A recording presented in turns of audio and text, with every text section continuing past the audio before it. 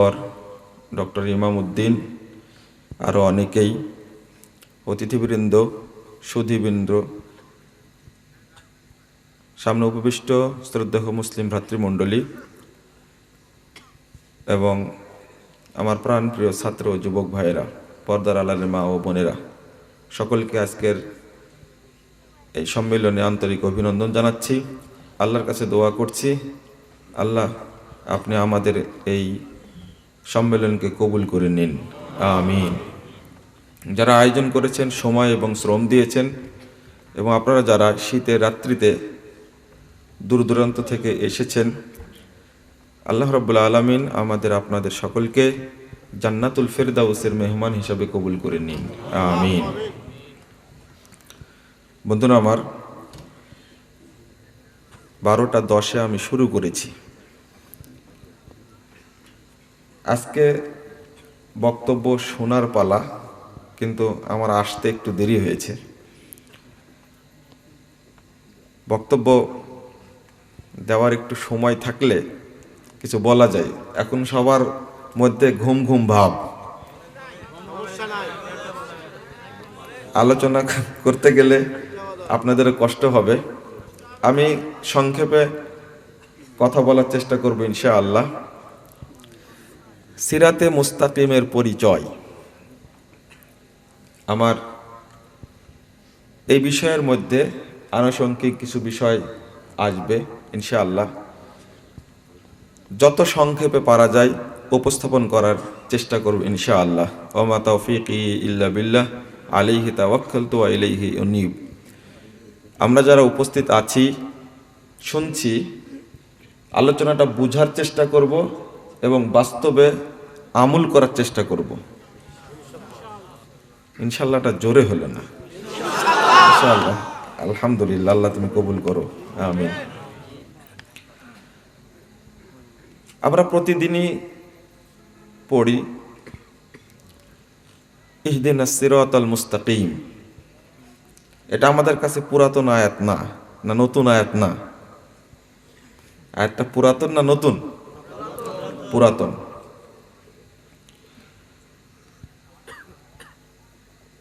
এই সিরাতাল মুস্তাকিম পবিত্র কোরআনের বলা যায় সর্বশ্রেষ্ঠ সূরা আল ফাতিহা, যেটা না পড়লে সালাত হয় না। প্রত্যেক রাকাতে ইমাম মুক্তাদি সবাইকে এই সূরাটি পড়তে হয়। কেউ যদি কোনো রাকাতে এই সূরা না পড়ে তাহলে তার সালাত হয় না। রাসূলুল্লাহ সাল্লাল্লাহু আলাইহি ওয়াসাল্লাম বলছেন, 756 নম্বর হাদিস সহিহ বুখারীতে এসেছে, লা সলাতা লিমান লাম ইয়াকরা বিফাতিহাতিল কিতাব। এই আবশ্যক করলেন কেন? এর তাৎপর্যটা কি? প্রথম কথা হলো যে এই সূরার প্রথম অংশে তাওহীদ আছে। কি আছে? তাওহীদ। কেউ যদি তাওহীদের স্বীকৃতি না দেয় তাহলে অন্য কোনো ইবাদত করে লাভ হয় না। তাওহীদের স্বীকৃতি বলতে আলহামদুলিল্লাহি রাব্বিল আলামিন, এটা তাওহীদে রুবুবিয়্যাহ। আর রহমানির রহিম, মালিকি ইয়াউমিদ্দিন, এটা হলো তাওহীদে আসমা ওয়া সিফাত। ইয়্যাকা না'বুদু ওয়া ইয়্যাকা নাস্তাঈন, এটা হলো তাওহীদে ইবাদাহ বা তাওহীদে উলুহিয়্যা। এই তিন প্রকার তাওহীদকে যখন স্বীকৃতি দিলাম, তখন আল্লাহকে আমি বলছি ইহদিনাস সিরাতাল মুস্তাকিম। হে আল্লাহ, আপনি আমাদের সোজা সরল পথ প্রদর্শন করুন। সিরাতাল্লাযীনা আনআমতা আলাইহিম, তাদের পথ যাদের উপরে আপনি অনুগ্রহ করেছেন। গায়রিল মাগদুবি আলাইহিম ওয়ালাদ-দাল্লিন, মাগদুব হলো ইহুদিরা, দাল্লিন হলো খ্রিস্টানরা। শ্রেষ্ঠ সূরার মধ্যে শ্রেষ্ঠ আয়াত কোনটি বলেন? সবাই বলেন, ইহদিনাস সিরাতাল মুস্তাকিম। মুসলিম জীবনের প্রধান যে বিষয়টি চিহ্নিত করার দরকার সেটা হলো পথ, সিরাতে মুস্তাকিম বা মানহাজ। মানহাজ শব্দটার অর্থ হলো প্রশস্ত পথ, মূলনীতি বা নীতি।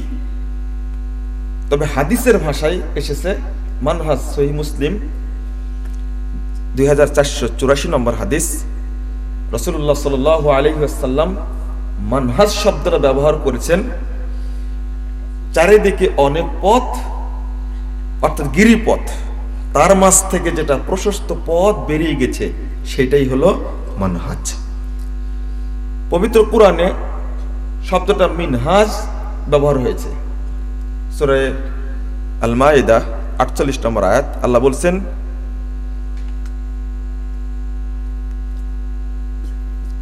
লিকুল্লিন জাআলনা মিনকুম শিরআতাও ওয়া মিনহাজা। আমি তোমাদের প্রত্যেকের জন্য নীতি নির্ধারণ করেছি, ওয়া মিনহাজ, এবং যে প্রশস্ত পথ, কোন পথে তোমরা চলবে সেটাও আমি আল্লাহ নির্ধারণ করে দিয়েছি, চিহ্নিত করে দিয়েছি। সিরাতে মুস্তাকিম, এই সোজা সরল পথ বলতে আমরা কোনটাকে বুঝবো? আজকে তো পথ অনেক, যেটা মুহাম্মদ রাসূলুল্লাহ সাল্লাল্লাহু আলাইহি ওয়াসাল্লাম দেখিয়ে গেছেন, স্পষ্ট বলে গেছেন। ইবনু মাসউদ রাদিয়াল্লাহু আনহু বলছেন, 4142 নম্বর হাদিস, মুসনাদে আহমদের মধ্যে এসেছে, খত্তালানা রাসূলুল্লাহ সাল্লাল্লাহু আলাইহি ওয়াসাল্লাম খত্তা, আল্লাহ রাসূল একটা সোজা দাগ টানলেন, টানার পরে বলছেন, হাদা সাবিলুল্লাহ, এইটা আল্লাহর রাস্তা। সুম্মা খাত্তা খুতুতান আন ইয়ামিনিহি ওয়া আন শিমালি, অতঃপর তার ডানে এবং বামে অনেকগুলো রেখা টানলেন, দাগ টানলেন। এরপরে বলছেন, ওয়া হাদিহি সুবুলুন আলা কুল্লি সাবিল শাইতান ইয়াদউ ইলাইহি, মনে রেখো এই প্রত্যেকটি পথে শয়তান বসে আছে, সে তার দিকে ডাকছে। এই শয়তান কোন শয়তান? উত্তর দেন। হ্যাঁ, আলেম শয়তান। এর আগে আমি বক্তব্য বলেছি, রাগ করবেন না, একটু শুনে নেন। শয়তান মিনাল জিন্নাতি ওয়ান নাস, এটা কয়েকটা আয়াতই আছে। মানুষ শয়তান আর জিন শয়তান। আমি বললাম এখানে কোন শয়তান? সহিহ বুখারীর 2য় খণ্ডের 1049 পৃষ্ঠায় একটা লম্বা হাদিস বর্ণিত হয়েছে।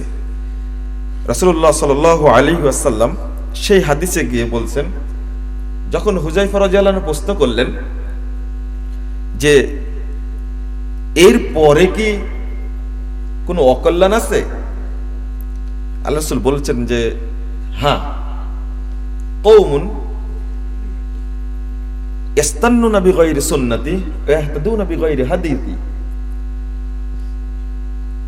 তারপরে বলছেন, দুআতুন আলা আবওয়াবি জাহান্নাম মান আজাবাহুম ইলাইহা কাযাফুহু ফিহা।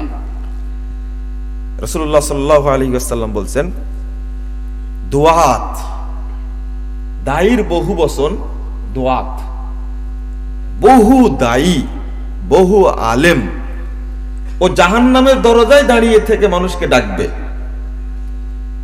এদিকে আসো, এদিকে আসো। নিজেই জাহান্নামের দরজায় আছে, আবার মানুষকে বলছে এদিকে আসো। মানা যাবাহুম ইলাইহা, তাদের দিকে যেই সাড়া দিবে, কাযাফুহু ফিহা, তারা তাকে ধরে জাহান্নামের মধ্যে আছাড় দিবে। আছাড় দেওয়া বুঝেন তো? একটা ফেলে দেওয়া আর আছাড় দেওয়া একরকম না। কাযাফুহু ফিহা, জাহান্নামের মধ্যে ফেলে দিবে। এরা কারা? হুযায়ফা বললেন, ইয়া রাসূলুল্লাহ সিফহুম লানা, তাদের পরিচয় বলুন।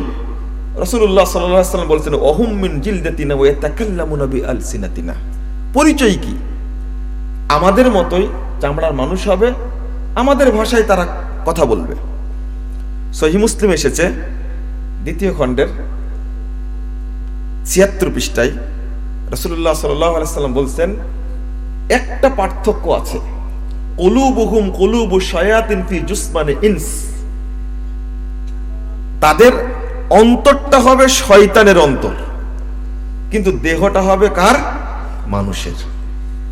এই জন্য বললাম যে প্রত্যেকটা পথে বসে আছে যে শয়তান, এই শয়তান কি মানবরূপী শয়তান না আলেম রূপী শয়তান? দায়ী যারা রাসূলুল্লাহ সাল্লাল্লাহু আলাইহি ওয়াসাল্লাম নিজেই ব্যবহার করেছেন। এইটা পথ দেখার পরে যেটা ইবনু মাজাতে এসেছে, রাসূল সাল্লাল্লাহু আলাইহি ওয়াসাল্লাম ফাওয়াদা ইয়াদাল ইয়ামনা আলাল আওসাত, সোজা রেখাটার উপরে ডান হাত রেখে বলছেন ওয়া আন্না হাযা সিরাতি মুস্তাকিমা ফাত্তাবিউহু ওয়া লা তাত্তাবিউস সুবুল। দলিল পেশ করছেন রাসূলুল্লাহ সাল্লাল্লাহু আলাইহি ওয়াসাল্লাম, সূরা আনআম 153 নম্বর আয়াত। ওয়া আন্না হাযা সিরাতি, নিশ্চয় এই সোজা রাস্তাটি আমার রাস্তা, সিরাতি আমার রাস্তা, ফাত্তাবিউহু তোমরা এই রাস্তারই অনুসরণ করবে, ওয়ালা তাত্তাবিউস সুবুল অন্য অন্য রাস্তার অনুসরণ করো না, যদি করো ফাতাফাররাকা বিকুম আন সাবিলি, আমি যে রাস্তাটি দেখালাম এই রাস্তা থেকে তোমরা বিচ্যুত হয়ে যাবে, পথভ্রষ্ট হয়ে যাবে।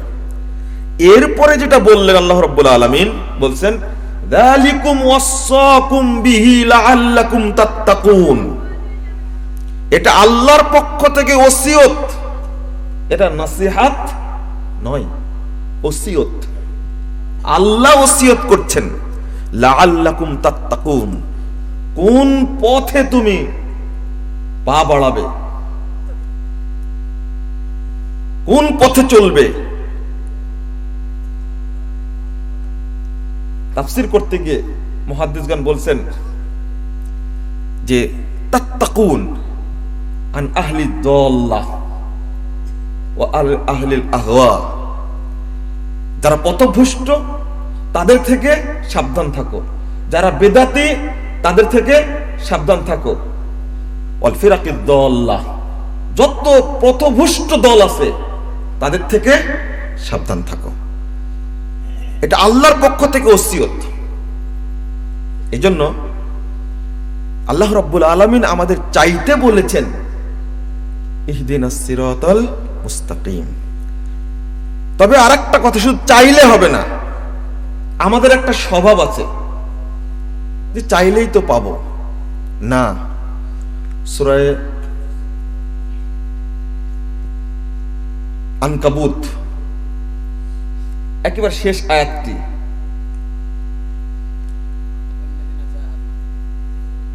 আপনার 69 নম্বর আয়াত, ওয়াল্লাযীনা জাহাদু ফীনা লানাহদিয়ান্নাহুম সুবুলানা, যারা ওয়াল্লাযীনা জাহাদু প্রচেষ্টা করে, ফীনা আমার পথ পাওয়ার ব্যাপারে, লানাহদিয়ান্নাহুম সুবুলানা তাদেরকে আমি পথ অবশ্যই অবশ্যই দেখাবো।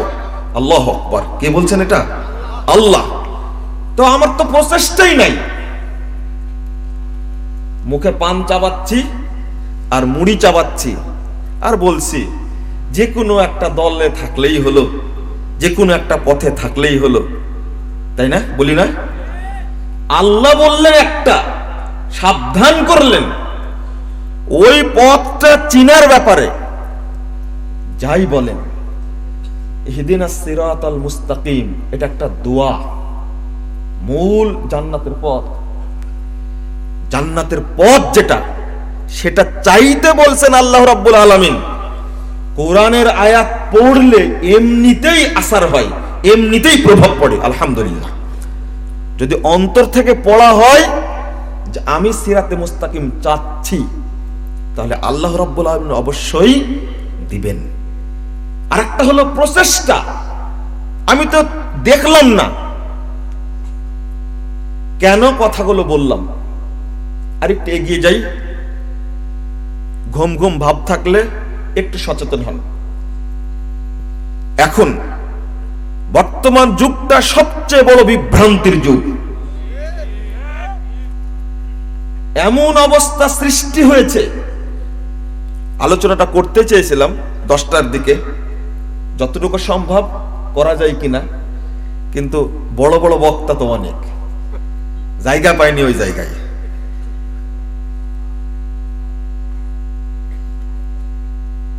বিভ্রান্তি কোন জায়গায়?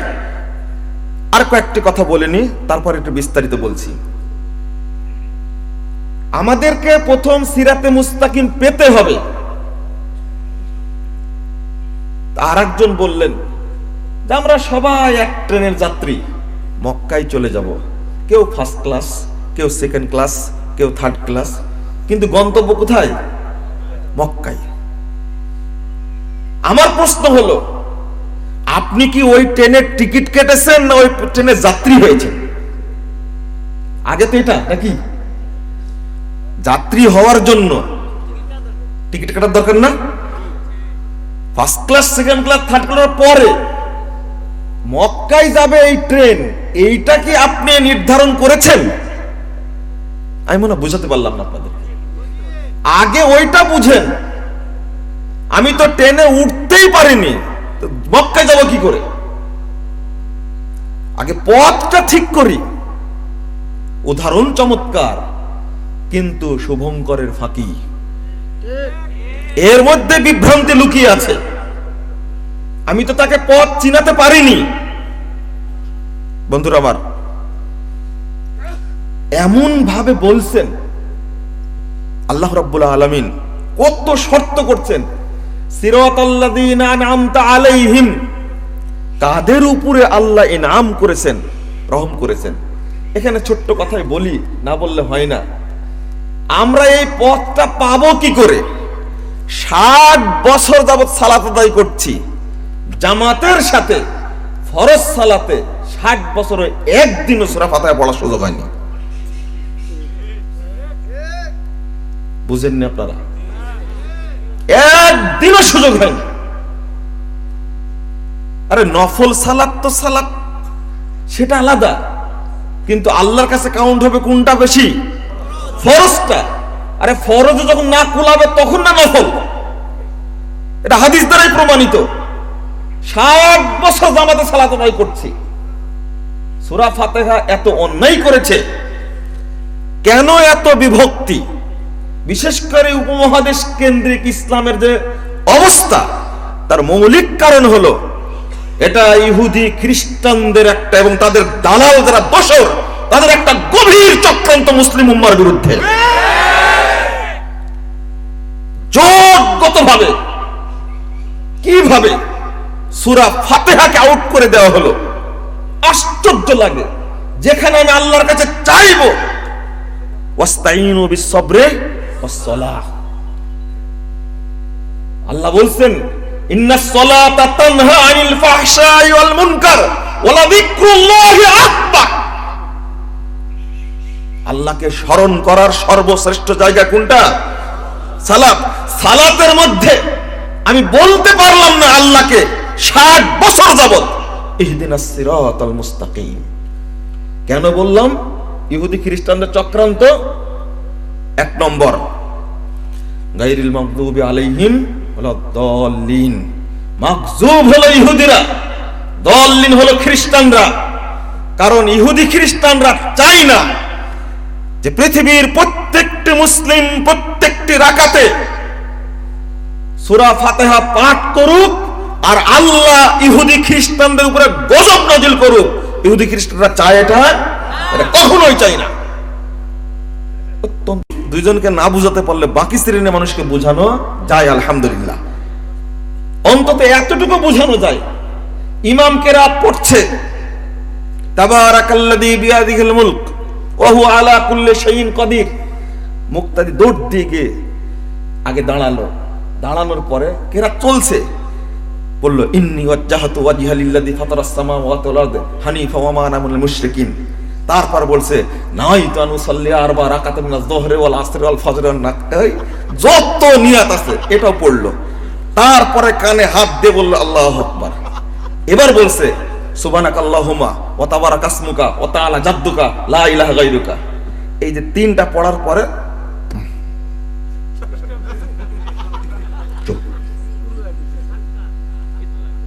কেরাত ইমাম সাহেব পড়ছে, এটা আলেমদেরও বুঝার কথা, যুবকদেরও বুঝার কথা, জ্ঞানী মানুষেরও বুঝার কথা। কুরআন তেলাওয়াত ইমাম সাহেব পড়া অবস্থায় যদি কেরাত পড়া না জায়েজ হয়, তুমি দুইটা ভুয়া দোয়া বলেছো, জাল মিথ্যা বানোয়াট বলেছো। যেটা সানা পড়েছো আবু দাউদ, ইমাম আবু দাউদ বলছেন, আলবানী বলছেন সহিহ, আবু দাউদ রাহিমাহুল্লাহ বলছেন এর ত্রুটি আছে। যাক, এরপরেও সহি ধরে নিলাম, কিন্তু তিনটা ভুয়া দোয়া দুইটা হলেও একটা সহি বলল, এই তিনটা কোনো দোষ করলো না। দোষ করলো কি? সূরা ফাতিহা। আরে ফজর মাগরিব এশায় না দোষ, কিন্তু এশার সালাতে পরের দুই রাকাত কি দোষ করলো? মাগরিবের সালাতে তৃতীয় রাকাতে কি দোষ করলো? জোহর আসরের 4 রাকাত কি দোষ করলো? 4 4 8 রাকাত কি দোষ করলো? যদি ইমাম পড়ে ফেলা দেয় আমার আগে বা ইমামের আগে আমি পড়ি, ও তাশাহুদ পড়ো না, তুমি রুকুর দোয়া পড়ো না, সেজদার দোয়া পড়ো না, যদি ইমামের আগে হয়ে যায় তখন কি হবে? যত দোষ চাপায় কার উপরে? সূরা ফাতিহার উপরে। কত বড় শত্রু সূরা ফাতিহা তাদের। সিরাতে মুস্তাকিমের ওয়াজ করে কি করব? মূল জায়গায় যদি ঠিক না করতে পারি। এই জন্য কথাগুলো বললাম। আসলে মুসলিম উম্মাহ যেন জান্নাতের পথে চলতে না পারে, ইহুদি খ্রিস্টানরা একটা সূক্ষ্ম চক্রান্ত দেয়। অতএব যুবক ভাইরা বুঝো, তোমরা শিক্ষিত ভাইরা বুঝো, বিসিএস ক্যাডার হয়েছেন, অনেক ডিগ্রি অর্জন করেছেন, লন্ডন থেকে ব্যারিস্টারি ডিগ্রি নিয়ে এসে কিছুই বুঝেন না, কুরআন হাতে দিলে বলে যে ইমামের উপরে দিয়ে ভর বিসমিল্লাহি আল্লাহু আকবার। আপনি কিসের শিক্ষা অর্জন করলেন? বিসিএস ক্যাডার হলেন, ফার্স্ট হলেন, অমুক বিসিএস এ ফার্স্ট হয়েছে বলছেন আপনি। একটু চিন্তা করেন, আল্লাহকে বলতে পারবেন আপনি যে ইমামের উপরে দিয়ে ভর বিসমিল্লাহ আল্লাহু আকবার? এমনি বলে ইক্তেদাই তো ভেজাল ইমাম। আপনি জবাবটা দিবেন কি করে? আগে বলছি, এই কথাগুলো বলার পিছনে কারণ হলো সালাত শ্রেষ্ঠ ইবাদত, সেখানে আগে দৃঢ়তার সাথে বুকে হাত বেঁধে আগে আল্লাহকে বলুন ইহদিনাস সিরাতাল মুস্তাকিম, এটা বলা শিখুন। তারপরে আশা করেন আমি জান্নাতের পথ পাবো ইনশাআল্লাহ। সিরাতাল্লাযীনা আন'আমতা আলাইহিম, তারা কারা? সূরা নিসা 69 নম্বর আয়াত আল্লাহ বলেছেন ওমাইয়ুতিল্লাহা ওয়ার রাসূল ফাউলাইকা মাআল্লাযীনা আন'আমাল্লাহু মিনান নাবিয়্যিন ওয়াস সিদ্দিকিন ওয়াশ শুহাদা ওয়াস সালিহিন ওয়া হাসুনা উলাইকা রাফিকা। আল্লাহ বলেন তারা হলেন নবীগণ, তারা হলেন সিদ্দিকগণ, তারা হলেন সৎ বান্দাগণ, তারপরে বলছেন শহীদগণ ওয়াস শুহাদা ওয়াস সালিহিন, আগে শহীদগণ তারপর সালেহ বান্দা। তাহলে এই 4 শ্রেণীর মানুষের পথ আমি চাইলাম। যদি আমাদের পথটা সালাফদের পথের মতো না হয়, তাহলে আমল করে ইবাদত করে কোনো লাভ নেই, দরকার নাই। আল্লাহ রাব্বুল আলামিন শর্ত করেছেন এক জায়গায় না, কয়েক জায়গায়। 1 নম্বর সূরা বাকারা 137 নম্বর আয়াত আল্লাহ বলছেন ফাইন আমানু বিমিসলিমা আমানতুম বিহি ফাকাদ ইহতাদাও, যদি তারা ঈমান আনে অনুরূপ যেভাবে তোমরা ঈমান এনেছো।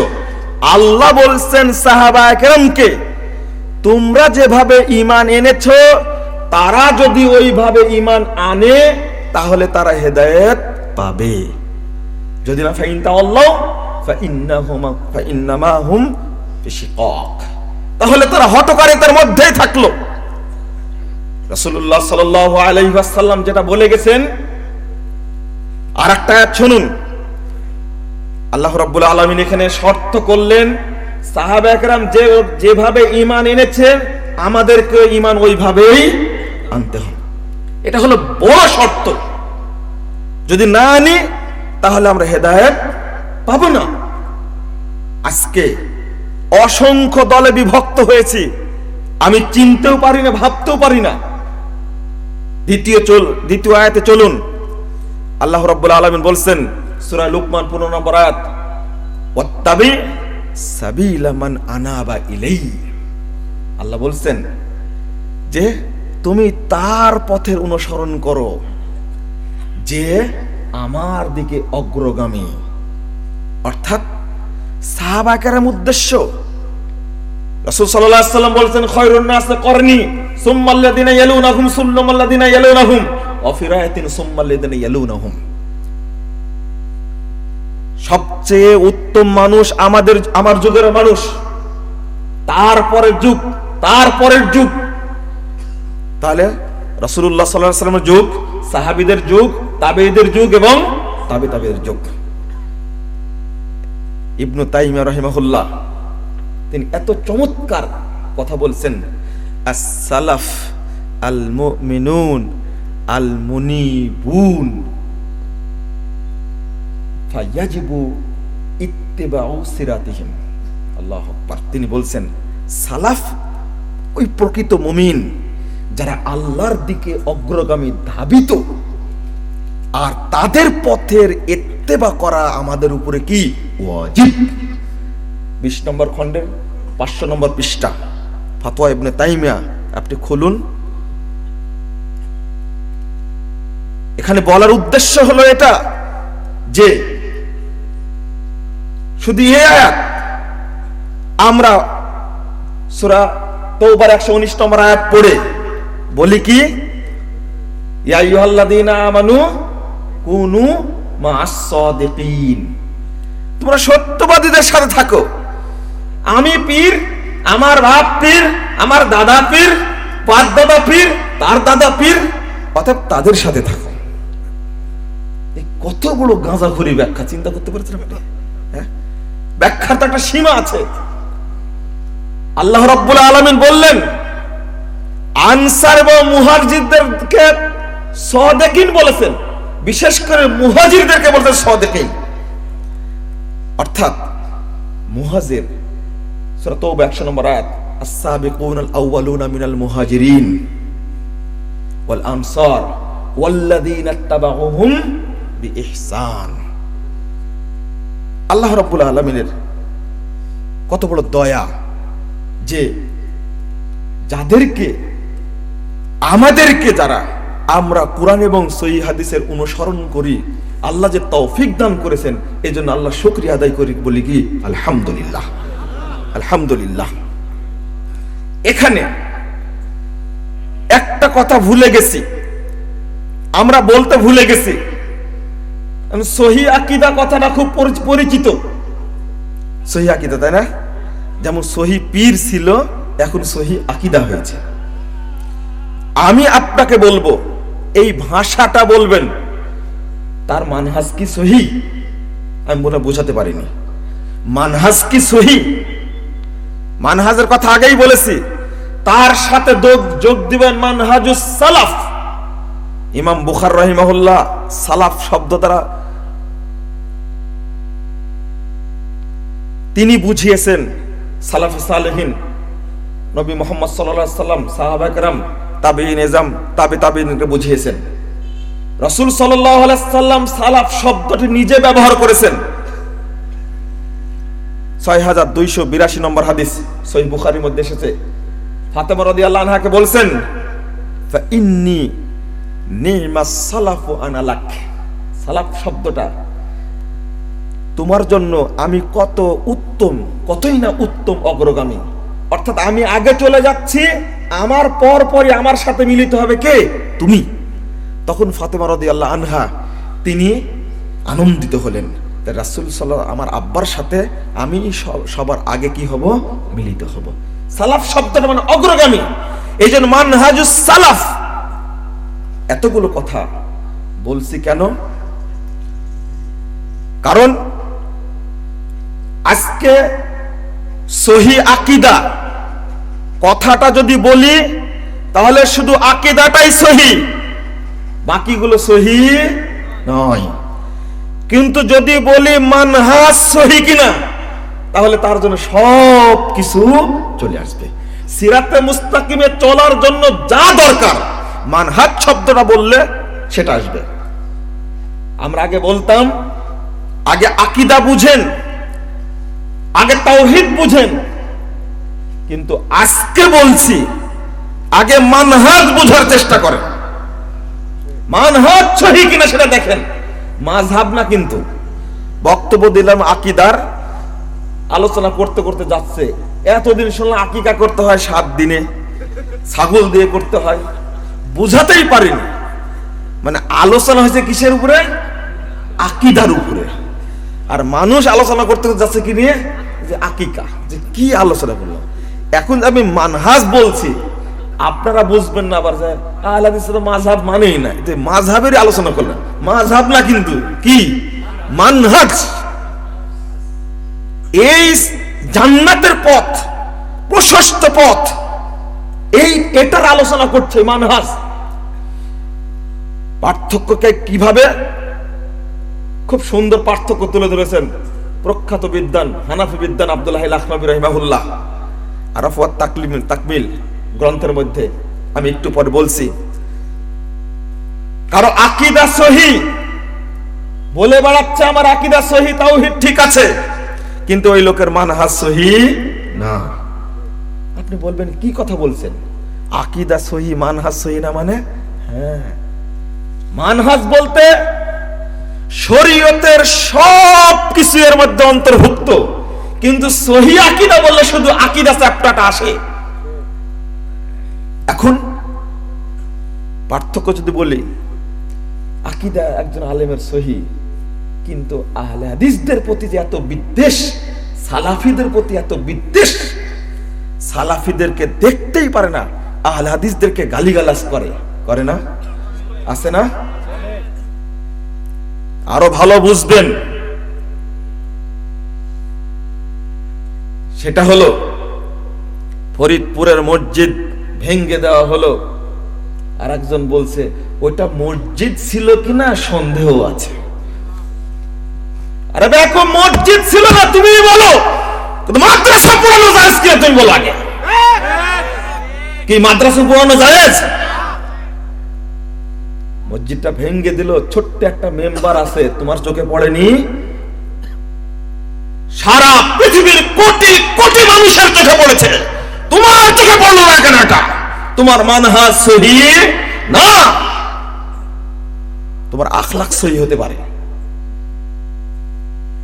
কেন এটা বললো?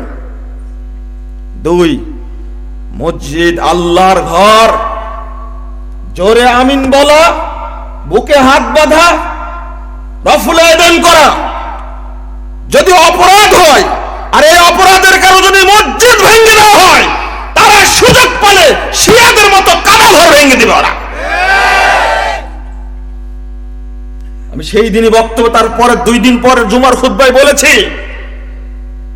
যারা এই কুলাঙ্গারের মতো মুসলমান দাবি করে, যারা মসজিদকে এইভাবে টুকরো টুকরো করে ছিন্ন ভিন্ন করে শেষ করে গেছে, বুখারী ছিল, মুসলিম ছিল, কোরআনের পাতা কোরআন ছিল, সেখানে সবগুলো ফেলে দিয়েছে, কত রাগ গুসা, টিনগুলোকে কুবায় কুবা কেটেছে।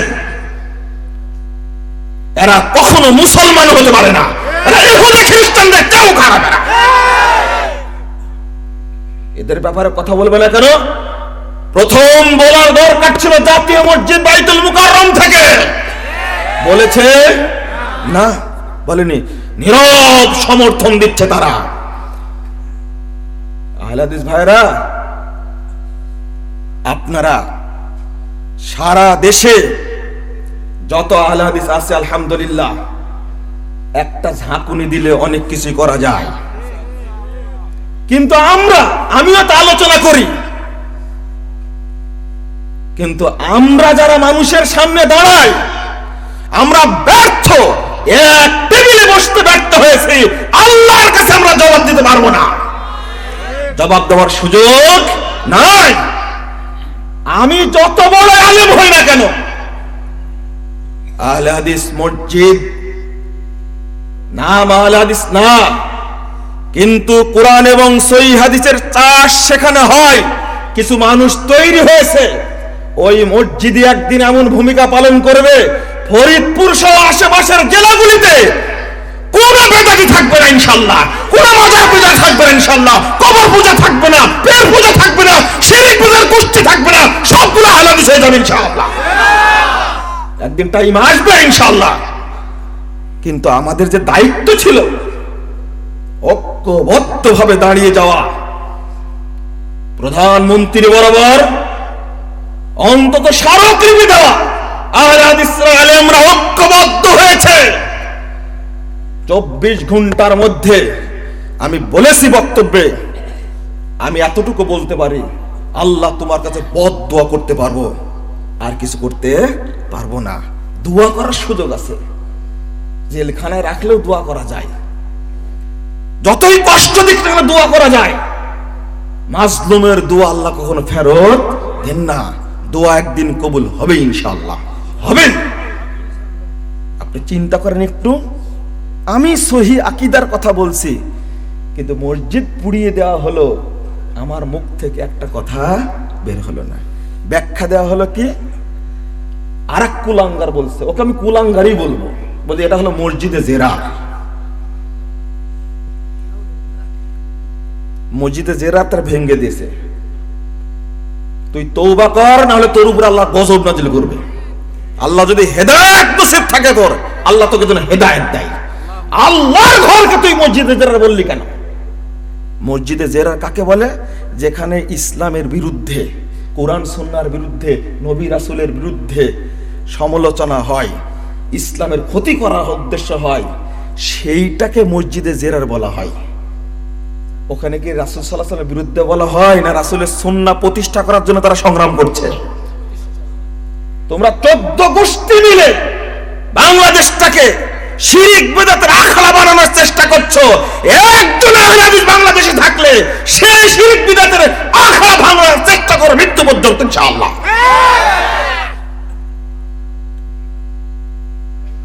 এটা হলো এক শ্রেণীর, প্রশাসনকেও বলেছি গ্রেফতার করেননি, জবাব আল্লাহর কাছে দিয়েন। এতটুকু বলবো, আর বেশি বলবো না, জবাব আল্লাহর কাছে দিয়েন। যদি তারা নির্যাতিত হয়, সেটা বলে গেছেন, সাংবিধানিক অধিকার আছে, আমি ওটা বলবো না। 1 2 নম্বর, দেখেন আকীদা সহি, মানহাজ সহি না হওয়ার কারণে আহলে হাদিসদেরকে কি করছে? গালিগালাজ করছে। আর একটা জিনিস শুনেন, এখন নতুন চিকন সালাফি বের হয়েছে, চিকন নতুন, হ্যাঁ, এই ঘাপটি মেরে থাকা সালাফি বের হয়েছে এখন। তাদের বক্তব্য হলো বাংলাদেশের যারা আহলে হাদিস তারা সালাফি না। আরে ব্যাকুব, আহলে হাদিসরা না থাকলে তো আর পিঠের চামড়া থাকতো না। তুমি কোথায় কথা বলতে, কোথায় লিখতে? আহলে হাদিস মসজিদে খুতবা দিয়ে খাও তুমি, আহলে হাদিস জালসায় বক্তব্য দিয়ে খাও তুমি, আহলে হাদিসদেরকে বলো তারা সালাফি না? আহলে হাদিস সম্পর্কে কি জানো তুমি? এটাই তোমার আকীদা, এটাই তোমার আমল। তুমি বলো সহিহ আকীদা, আর রাজনীতিতে তুমি খোমেনির রাজনীতিতে তুমি বিশ্বাসী, এ কি আহলে হাদিস? বুঝেননি কথা আপনার?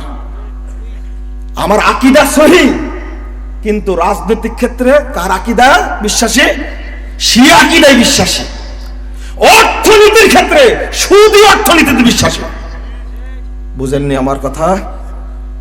কত সুন্দর করে বলছে না, এই যে ইন্টারেস্ট যেটা দিচ্ছে, তারা তো টাকা খাটিয়েই দিচ্ছে, অতএব এই ইন্টারেস্ট জায়েজ। এবার ফতোয়া দিয়েছি আমরা মাসিক আল ইখলাসের মধ্যে, আরে ব্যাংকের ঝাড়ুদার হওয়া এটাও হারাম। আর তুমি বলো ইন্টারেস্ট খাওয়া হারাম। আবার ব্যাংকের কি, ব্যাংকের ফতুয়া বোর্ড আছে, শরিয়া কাউন্সিল আছে, কি ব্যাপার। যেমন ডেস্টিনির কি ছিল, ফতুয়া বোর্ড ছিল না, গৃহপালিত এই দাঁড়ি চাষা মুফতি দিয়ে ফতুয়া বের করেছে ডেস্টিনিকে জায়েজ করার জন্য। আরে আহলে হাদিসদের সম্পর্কে জেনে রাখো, কি মাল্টি লেভেল 2000 তাই না নাম দিয়েছিল, এই ডেস্টিনি বের হয়েছিল 2000 সালে বের হয়েছে। 2002 সালে স্পষ্ট ফতোয়া আহলে হাদিসরা দিয়েছে ডেস্টিনি হারাম, সুদী অর্থ ব্যবস্থা, এটা চলবে না। সরকার বুঝেনি, গোয়েন্দারা বুঝেনি, পরবর্তীতে 2012 সালে এসে টুটি চেপে ধরলো, এই তো বুঝলো ডেস্টিনি নাকি কয়েক, শুধু না প্রায় 30 থেকে 40 হাজার কোটি টাকায় দেশ থেকে পাচার করেছে। তোমরা যেটা বসো 10 বছর পরে আহলে হাদিসরা আল্লাহ রাব্বুল আলামিনের সাহায্য পায়, আল্লাহ তাদেরকে এলেম দেন, আল্লাহ প্রদত্ত এলেম আছে। তোমরা যেটা 30 বছর পরে বুঝো, আহলে হাদিসরা এটা 30 বছর আগে বুঝে, আলহামদুলিল্লাহ। এটাই তার প্রমাণ। ডেস্টিনি নাই কেন আজকে? আজও বলছি যেটা সুদী অর্থনীতির সাথে বিশ্বাসী, আমি সুন্দর করে গুছায়া ফতোয়া দিচ্ছি। এ হলে এক শ্রেণী। আর এক শ্রেণীর যেমন মানে আমূল এত চমৎকার, হাত বাঁধলে আল্লাহু আকবার এইরকম হয়, বাঁধে হাত। আসেন এরকম আমূল কত চমৎকার, এত চমৎকার আমূল। সেজদা দেখবেন, চলাফেরা দেখবেন, আজান দিলে মসজিদে হাজির। কিন্তু এরাই সেই জাতের বংশের যারা আলী উসমান রাদিয়াল্লাহু আনহুকে হত্যা করেছে। এরা আকীদাগত কি খারেজি, আমলে কি সালাফি, আকীদায় কি খারেজি। আমার বক্তব্য কি বুঝছেন? তাহলে দুই শ্রেণী গেল। আর এক শ্রেণী আমুল আখলাকে, ব্যবহারে, কথাবার্তায় সালাফি মানে কি, মনে হবে যে তারা একবারে স্বচ্ছ পরিষ্কার, এর মতো কোনো মানুষই হয় না, মনে হচ্ছে ফেরেশতা। এটার আমুল আখলাক, কথাবার্তা এত সুন্দর করে আদর যত্ন করে বিড়ালের মতো আদর করবে আপনাকে। কিন্তু এরা পাক্কা বেদাতি আর মাজার পূজারি, মাজারেও সেজদা করে, কবরেও সেজদা করে, মূর্তির কাছে সেজদা করে, ভাস্কর্যের কাছে সেজদা করে, মানে কোনো জায়গা বাদ নাই। আছেন এরকম মানুষ? মাজারে তো হুক্কা খায়। এই তরুণ ছেলেরা তোমাদের বলছি, যুবতীরা যারা আছে তাদেরকে বলছি, এই এই জটালা, মদখোর, তাড়িখোর, এই বেকুবের কাছ থেকে, মাজার থেকে ফিতা নিয়ে এসে তুমি হাতে বেঁধে রাখো। হ্যাঁ, তুমি তরুণ মানুষ, তোমার এই অপবিত্র, এই একটা জাত শয়তান জটালা, কোনোদিন নামাজ পড়ে না, 30 বছর গোসল করেনি, দুর্গন্ধের শেষ নাই, ওর এই অপবিত্র ফিতা নিয়ে এসে তুমি তোমার পবিত্র হাতে বেঁধেছ। ছেলেরাও বাঁধে, মেয়েরাও বাঁধে, ফ্যাশন শুরু করেছো তুমি। হ্যাঁ, তোমার লজ্জাও নাই, শরমও নাই। সি সি সি, এই যতগুলো মাজার খানকা আছে, যতগুলো কবরের খানকা আছে, সবগুলোতে তারা বসে থাকে, দুনিয়ার বাটপার, সবগুলো গাঁজাখোর, মদখোর, অপবিত্র, পেশাব করে পানি নেয় না, পায়খানা করে পানি নেয় না, 30 বছর গোসল করেনি, ওর কাছ থেকে তুমি নিয়ে আসো। তোমার শরমও নাই, লজ্জাও নাই। ওই ফিতা যদি তুমি হাতে বাঁধো, তুমি 70 বার গোসল করলে তুমি পবিত্র হবে না। একটা তো শিরকি ফিতা, এটা তুমি ওর গাছে বেঁধে রাখো, তোমার একটু শরম নাই, লজ্জা নাই। এটা এর পীর ফকির। আমি বলেছি ওই জায়গায় গিয়ে এই মুরব্বী এত চমৎকার ব্যবহার, কথা এত মোলায়েম, কিন্তু সেজদা করে কোথায়? মাজারে। দান করে কোথায়? মাজারে, খানকায়, সেজদা ওই জায়গায় পড়ে থাকে। এই এক শ্রেণী। আর এক শ্রেণী কি খুব চমৎকার, ওইটা না বললে হবে না, না ওটা তো বলে ফেললাম। আরেক শ্রেণী হলো গর্বের সাথে পরিচয় দেয় আমরা আমুলে হানাফি, আর আকীদায় হলো মাতুরিদি, আর মানহাজে দেওবন্দি। সব মাজার পূজারীরা, কবর পূজারীরা হলো বেরলভী, আর সব পীর পূজারীরা হলো দেওবন্দি।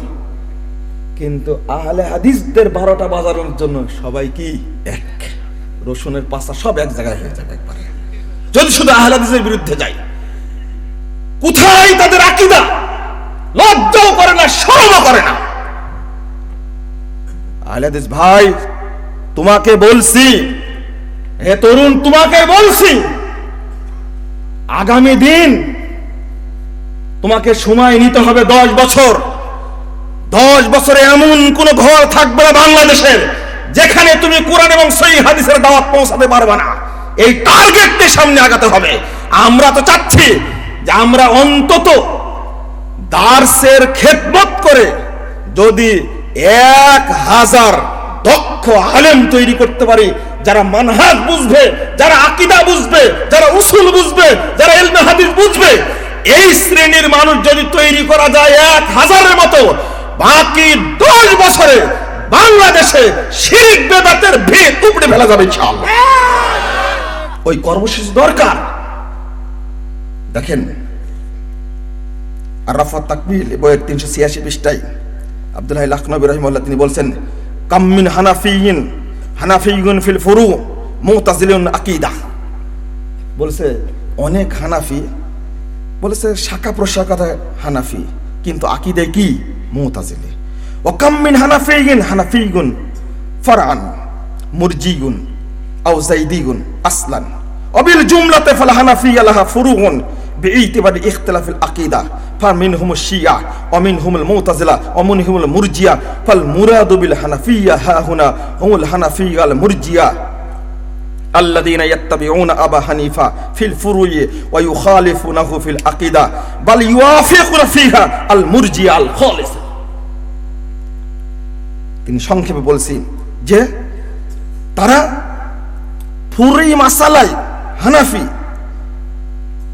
আবার কি কেউ কেউ মুরজি, কেউ কি জাইদি। জাইদি মানে শিয়াদের একটা উপদলের নাম কি?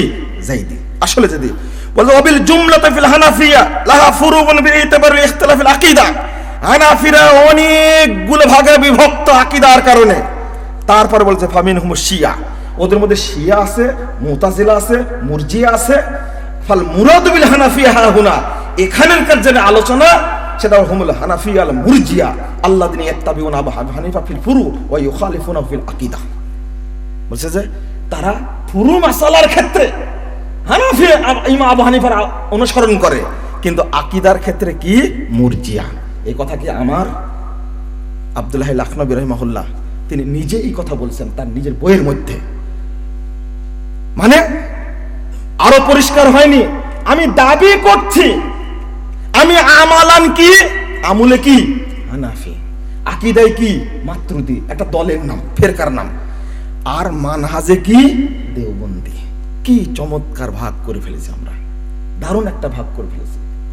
আর একটা ভাগ যেটা বললাম সেটা হলো চিকন সালাফি। চিকন সালাফি বলতে যেটা বোঝাচ্ছি আমি, এদের মধ্যে আমলে কিন্তু মুরজিয়ার গন্ধ আছে, আর আকীদায় কিন্তু খারেজিদের গন্ধ আছে। আমি এই কথাটুকু বলে রাখলাম, আপনি বিশ্লেষণ করবেন। তবে আমি লিখে ফেলেছি, অনেক আগে লিখে ফেলেছি। বাস্তবিক সালাফি কোন বিদ্যানের একটু ত্রুটি দেখলে হুট করে বলে দেবে খারেজি হয়ে গেছে। আশ্চর্য, বলতে পারো এটা ভুল হয়েছে, খারেজি বলবে কেন তুমি? খারেজির সাথে সালাফি বিদ্যানের কোন তুলনা হয়? বলেন দেখি। এই জন্য আমি বলতে চাচ্ছি এখানে আমাকে আপনাকে অত্যন্ত শক্তভাবে মানহাজটাকে আঁকড়ে ধরতে হবে, অন্যথা কোনো পথ নাই, কোনোই পথ নাই। যদি সালাফি মানহাজটা বাদ চলে যায় তখন আমি সুদকে জায়েজ করতে পারবো, আমি তখন পাশ্চাত্য মতবাদকে জায়েজ করতে পারবো, আমি তখন আধুনিক কোন মতবাদকে জায়েজ করতে পারবো, আমি কখন ধর্মীয় মতবাদকে জায়েজ করতে পারবো। কিন্তু যদি সালাফদের ক্ষেত্রে আমি সালাফি, যখন মানহাজ শব্দটা উল্লেখ করেছেন আল আকীদা আস-সাহিহা আলা মানহাজিস সালাফ, তারপরে ওয়াল আমাল ওয়াল আখলাক ওয়া শুয়ুনি কুল্লিহা আলা মানহাজিস সালাফ, আমার আকীদা হবে সালাফি মানহাজের আলোকে, আমার আমল হবে সালাফি মানহাজের আলোকে, আমার সমাজনীতি মানহাজুস সালাফের, অর্থাৎ সালাফদের মানহাজের আলোকে হবে। আমার রাজনীতি হবে সালাফদের মানহাজের আলোকে, আমার অর্থনীতি হবে সালাফদের মানহাজের আলোকে, আমার আখলাক হবে সালাফদের মানহাজের আলোকে। অর্থাৎ সকল বিষয়ে ফিরে যেতে হবে 3 যুগের মানুষের দিকে। আমি কি বুঝাতে পেরেছি? এর বাহিরে যখন আমি যাব তখন কি হয়ে যাব? পথভ্রষ্ট হয়ে যাব, এতে কোনো সন্দেহ নাই। আল্লাহ বলছেন, ওমাইয়ু শাকিকির রাসূল মিন বাদে মা তাবায়্যানা লাহুল হুদা ওয়া ইয়াত্তাবি গায়রা সাবিলিল মুমিনিন নুওয়াল্লিহি মা তাওয়াল্লা ওয়া নুসলিহি জাহান্নাম ওয়া সাআত মাসীরা। 115 নম্বর আয়াত সূরা নিসার মধ্যে খুলুন। আল্লাহ শর্ত করেছেন, হেদায়েত প্রকাশিত হওয়ার পরে আমি দেখতে পাচ্ছি সহিহ বুখারী, মুসলিম, আবু দাউদ, নাসাই, তিরমিজি, ইবনে মাজাহ সহিহ হাদিসের ভান্ডার আমার সামনে উপস্থিত। রাসূলকে আমি মানছি না। ওয়ায়াত্তাবি গায়রা সাবিলিল মুমিনিন, এখানে যেটা ব্যাখ্যা দিতে চাচ্ছি, সালাফরা কোরআন এবং সহিহ হাদিসের যে ব্যাখ্যা দিয়েছেন ওই ব্যাখ্যা আমাকে গ্রহণ করতে হবে, এর বাহিরে বোঝা যাবে না। তাহলে কি হবে? 2টা শর্ত। ওয়ায়াত্তাবি গায়রা সাবিলিল মুমিনিন, সাহাবা কেরাম তাবেঈন এজাম যে পথে চলেছেন এই পথের উল্টা যদি কেউ চলে, নুওয়াল্লিহি মা তাওয়াল্লা, ও যেদিকে চলতে চায় আমি চলার সুযোগ করে দেব, ওয়া নুসলিহি জাহান্নাম, অতঃপর তাকে আমি জাহান্নামে নিক্ষেপ করব। নাউযুবিল্লাহ। এখন যেটা প্রসঙ্গ সেটা হলো, আপনি কিভাবে বুঝবেন সালাফদের ব্যাখ্যা নেব? হ্যাঁ, ব্যাখ্যা তো আপনি করছেন, নিজের মতো ব্যাখ্যা করে ছেড়ে দিলেন, আর একটা জিনিসকে জায়েজ বলে দিলেন, সালাফদের ব্যাখ্যাকে 5 পয়সা দাম দিলেন না। যে না, যেমন উদাহরণ আপনাকে একটা দিব। আল্লাহ কোথায়? আরশে। কি সমাসীন না সমুন্নত? ছোট্ট একটু পার্থক্য দেখেন, কত জায়গায় এসেছে ফাস্তাওয়া আলাল মিম্বার, আল্লাহ রাসূল সাল্লাল্লাহু আলাইহি ওয়াসাল্লাম মিম্বার উপরে বসলেন। তো সমাসীন মানে তো বসা,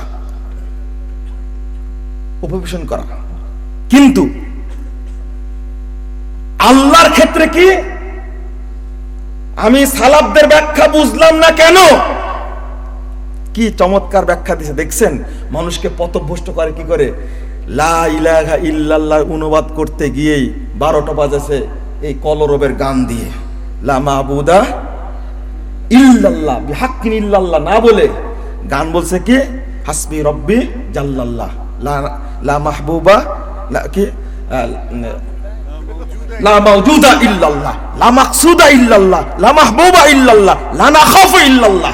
লা ইলাহা ইল্লাল্লাহর অর্থ করেছে এই 4টাই ভুল হয়েছে। অর্থ হবে কি? লা মাবুদা বিহাক্কিন ইল্লাল্লাহ। ছাত্র ভাইরা, তোমরা জানো লা ইলাহা, এই ইলাহ শব্দটা হলো এনাফি জিনসের ইসিম। এর খবর কই? খবরটা এর মধ্যে আছে বিহাক্কিন। 33 নম্বর আয়াত সূরা লুকমান আল্লাহ বলছেন, ওয়া যালিকা বিআন্নাল্লাহা হুয়াল হক। আরবি যেটা বুঝে ব্যক্তি বুঝে, নরমালি বুঝবে যে এর অনুবাদ হলো আল্লাহ ছাড়া প্রকৃত কোনো মাবুদ নেই। কথা বোঝা গেছে? তো আমি আল্লাহর ক্ষেত্রে অর্থটা কি হবে? আমি চলে যাই সাহাবীরা কি ব্যাখ্যা দিয়েছেন। আল্লাহু আকবার। সকল সাহাবী যারা কথা বলেছেন আল্লাহর ইস্তাওয়া সম্পর্কে, সবাই বলেছেন আলা ওয়ারতাফা, তিনি সমুন্নত হলেন, সুউচ্চ হলেন, আরোহণ করলেন। আর আমরা মানুষের অর্থ নিয়ে করলাম কি? আল্লাহ সমাসীন হলেন। আর এক শ্রেণীর মানুষ অর্থ করেছে কি? যে আল্লাহ সর্বত্র কি? বিরাজমান। নাউজুবিল্লাহ। কোথায় থেকে কোথায় চলে গেছি আমরা। যদি সালাফদের অর্থ না নিয়ে আমরা, তাহলে পথভ্রষ্ট হব, এতে কোনো সন্দেহ নাই। বর্তমান প্রেক্ষাপটে আমি তরুণ ভাইদেরকে বলতে চাই যে ওই সিরাতে মুস্তাকিমটা বের করুন। আজকে ইলিয়াসি তাবলীগের নাম নিয়ে সারা দেশে ভেজাল আমুল তৈরি করে যুবকও পথভ্রষ্ট, ছেলেও পথভ্রষ্ট, মেয়েও পথভ্রষ্ট, বুড়া পথভ্রষ্ট, ছোড়ামও পথভ্রষ্ট। আর আমরা বসে আছি না। আমাদেরও দাওয়াতি কার্যক্রমে নামতে হবে, দাওয়াত দিতে হবে। এখন দাওয়াত দেওয়ার পথ অনেক বের হয়েছে আলহামদুলিল্লাহ। আমি বলেছি শুধু ক্ষোভ নিজে প্রকাশ করলে হবে না। মসজিদ একটা ভেঙেছে, আমি মনে করি এই একটা মসজিদ ভাঙ্গার বদৌলতে আল্লাহ এই বাংলাদেশে প্রত্যেকটি জেলায়, প্রত্যেকটি থানায়, প্রত্যেকটি মহল্লায়, প্রত্যেকটি গ্রামে, প্রত্যেকটি ইউনিয়নে লাখো লাখো মসজিদ তৈরি করে দেবেন ইনশাআল্লাহ। কিন্তু ওই কর্মসূচি আমাদেরকে নিতে হবে। আর যতক্ষণ পর্যন্ত আপনার মানহাজ স্বচ্ছ না হবে ততক্ষণ পর্যন্ত আপনি সিরাতে মুস্তাকিম পাবেন না। অতএব আপনাকে মানহাজ বোঝার চেষ্টা করতে হবে। বিষয়টা আসলে মানুষ বলে, আমরা বইয়ে পড়েছি আল ইত্তেহাদ মাল ইখতিলাফ, এই সম্পর্কে বলতে গিয়ে ডক্টর মুস্তাদিন সাহেব তিনি একটু এগিয়ে গিয়ে ভালো হতো, ঐক্যের কথা বলেছেন আলহামদুলিল্লাহ। আবার বলছে সবাই মিলে ঐক্য, কি চমৎকার সহি আকীদা, সবাই আমাদের ভাই, কাদিয়ানীরাও ভাই, শিয়ারাও ভাই, নাউজুবিল্লাহ। আচ্ছা ভাই বলতে বলতে কি এত দূর যেতে হবে? আচ্ছা বগলু আর নামিস না তো, শিয়াই কেন বলা হলো, আবার কি কাদিয়ানী কেন বলা হলো? কাদিয়ানী কি মুসলমান? তাদের সাথে ঐক্য হয়? শিয়াদের সাথে ঐক্য হয়? ওদেরকে তওবা করতে হবে, মুসলিম হতে হবে আগে। শিয়ারা মুসলিম নয়, স্পষ্ট কথা। যারা আবু বকরকে গালি দেয়, ওমর রাদিয়াল্লাহু আনহুকে গালি দেয়, উসমান রাদিয়াল্লাহু আনহুকে গালি দেয়, যারা রাসূল সাল্লাল্লাহু আলাইহি সাল্লামের স্ত্রীদেরকে গালি দেয়, সাহাবীদেরকে গালি দেয়, তারা কখনো মুসলিম হতে পারে না। আমি ওই শিয়া আকীদা বিশ্বাস করি না। ও তরুণ ভাইরা, তোমরা এক শ্রেণীর মানুষ এখানে আছো যে ইরান সৌদি আরবকে গ্রাস করার জন্য প্রস্তুতি নিয়ে আছে, ইয়ামানের মাধ্যমে মক্কা মদিনাকে দখল করতে চায়। তার মধ্যে সবচেয়ে কুচক্রী ছিল এই সুলাইমানি, এই বদমাশটা মারা গেল, আর তুমি শহীদ বলে স্ট্যাটাস দিলে। তোমার আকীদা ঠিক আছে? তোমার বাড়িতে এখনো নিউজ লেটার কেন? শিয়াদের বই পুস্তক পড়ো কেন তুমি? তোমার আকীদাকে পরিষ্কার করো। ইরানে ইসলামের বিপ্লব হয়নি, বরং ইসলামের বিরুদ্ধে বিপ্লব হয়েছে। কখনো ইরানকে ইসলামী রাষ্ট্র বলা যায় না, ওটা একটা পতিতালয়। তুমি জানো না বলে কথা বলো। সাক্ষাৎকার আছে আমার কাছে একটা, বাপ নিজের ছেলের নাম রাখছে আবু বকর ওমর, মেয়ের নাম রাখছে আয়েশা, কোনো অপরাধ নাই। এই সুলাইমানি ইরানে যারা ছিল তাদেরকে তো মেরেছে, ইরাকে ধরে ধরে মেরেছে, সিরিয়ায় ধরে ধরে মেরেছে, ইয়ামানে দারুজ্জামান বিশ্ববিদ্যালয়, বিশাল 25,000 ছাত্রছাত্রী বিশ্ববিদ্যালয়, সবগুলো পুরো তামাতামা করে দিয়েছে। আর তুমি এই শিয়া হুতিদের পক্ষ নিয়ে তুমি কথা বলো, সৌদি আরবের সমালোচনা করো। তুমি আবার বলো আমি সহিহ আকীদার। তুমি সহিহ আকীদার না, তুমি সহিহ আকীদার দুশমন, তুমি সালাফিদের দুশমন, তুমি মুসলমানদের দুশমন। তোমার বন্ধু হলো শিয়ারা। আমি বলছি না সৌদি আরব দুধে ধোয়া, তা বলছি না, তাদের অনেক ভুল ত্রুটি থাকতে পারে, কিন্তু এটা মাথায় রাখতে হবে হারাম আইনের দায়িত্ব তোমাকে দেয়, তুমি বেদাতি দিয়েছে সৌদি আরবের লোককে। আলহামদুলিল্লাহ। ওখানে আমি বলতে চাচ্ছি, এখানে এগিয়ে যেতে চাচ্ছি। বাংলাদেশে এই সমস্ত মানহাজের লোক থাকার কারণে আজকে যেভাবে সিরিয়ায় সালাফি আলেমদেরকে হত্যা করা হয়েছে। আমার ছোট ভাই মুকাররম থাকতো, ইয়ামানের এক ছাত্র ফারেস নাম, তার সাথে আমার দেখা হয়েছে। মুকাররম বলছে প্রায় রাত্রিতে উঠে হাউমাউ করে কাঁদতো। দীর্ঘ 9 বছর ইয়ামানে যেতে পারিনি, কারণ তার ভাইকে মেরে ফেলে দেওয়া হয়েছে, 3 ভাইকে মেরে ফেলে দেওয়া হয়েছে, বোনকে মেরে ফেলে দেওয়া হয়েছে। বাপটা বেঁচে আছে, বাপ বলে বেটা তুই আসিস না, তোকে মেরে ফেলে দিবে। এইভাবে ধরে ধরে ইয়ামেনের সালাফি আলেমদেরকে মেরেছে, যুবকদেরকে মেরেছে, নারীদেরকে হত্যা করেছে, সিরিয়ায় সালাফিদেরকে হত্যা করেছে, আলেমদেরকে হত্যা করেছে এই শিয়ারা। তুমি সুন্নি হয়ে শিয়াদের পক্ষ অবলম্বন করে ইরানের পক্ষে তুমি স্লোগান দাও, তুমি মুসলমানদের শত্রু, রাসূলের শত্রু। তুমি শরীয়ত বুঝার জন্য, শরীয়ত বুঝার জন্য আহলে হাদিসদের কাছে আসতে হবে। বেদাতি খানকায় গিয়ে শরীয়ত বুঝা যাবে না। ওই রাজনৈতিক মুনিশির শিয়া আকীদা লোকের কিতাব পড়ে কখনো সহিহ মানহাজ বুঝা যাবে না। মানহাজ বুঝতে হবে। আহলে হাদিস আলেমদের বই পড়ো, অনুরোধ করব ইবনে তাইমিয়া রাহিমাহুল্লাহর বই পড়ো, ইবনুল কাইয়িম রাহিমাহুল্লাহর বই পড়ো, ইবনে কাসিরের বই পড়ো, তোমার ধারণা পরিষ্কার হয়ে যাবে। আর যদি সুযোগ থাকে আহলে হাদিস মাদ্রাসাগুলোতে ভর্তি হও, তবেই মানহাজ শিখতে পারবে ইনশাআল্লাহ। বন্ধুরা আমার, অনেক কথার মধ্যে যে কথাগুলো আলোচিত হচ্ছে, আমরা চাই ঐক্য, মুসলিম ঐক্য শুধু না, মুসলিম ঐক্য শুধু না, বাংলাদেশের ঐক্য শুধু না, সারা বিশ্বের মুসলিমদের ঐক্য চাই এই মর্মে। তবে দরকার আগে আলেমদের ঐক্য। আলেমরা সংখ্যায় কম, তারা যদি ঐক্যবদ্ধ হয় জনগণ এমনিতে ঐক্যবদ্ধ হবে ইনশাআল্লাহ। তবে শর্ত দেয়া গেলাম, সেটা হলো মানহাজুস সালাফ, সালাফি মানহাজের উপর ঐক্য হবে, না হলে সম্ভব না। আল ইত্তেহাদ মাল ইখতিলাফ, এটা টিকেনি, মানে মতনৈক্য সহই আমি ঐক্যবদ্ধ হব, এটা টিকেনি। আমার চেয়ে ইতিহাস খুব ভালো জানেন, আমি বলবো না, আমি তখন জন্মই নেইনি। ওটা যখন টিকেনি, যদি মানহাজটা ঠিক থাকে ঐক্যটা শক্ত হবে ইনশাআল্লাহ।